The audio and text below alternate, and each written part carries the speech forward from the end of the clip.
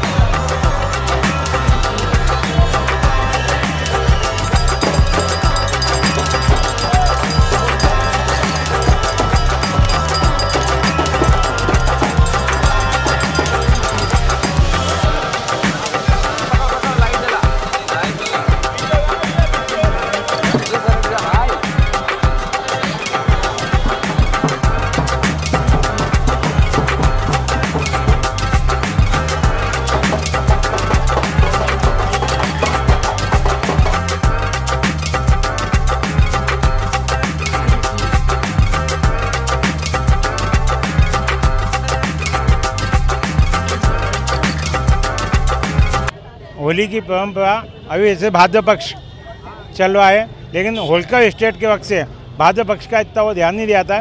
भाद्र पक्ष से 9 बजे तक कहते हैं होली का दहन नहीं होना चाहिए, लेकिन हमारे यहाँ होली का दहन होलकर स्टेट के वक्त से समय 7 बजे से निरंतर चलता आ रहा है। आज भी 7 बजे होली का दहन किया गया है हमारे गुरुजी के द्वारा। और इस बार होली में विशेषकर कंडों का उपयोग ज़्यादा किया गया है। और राजा महाराजाओं के जब किया जाता था प्योर कंडे के द्वारा होली का दहन किया जाता था। और बुराई पर अच्छाई की जीत का ये त्यौहार जो है, सबको बहुत बहुत शुभकामनाएं महाराजाओं द्वारा। शिवाजी प्रथम के द्वारा ये परंपरा चली आ रही राजवाड़े पे, मतलब 200 साल से ऊपर की परंपरा है ये।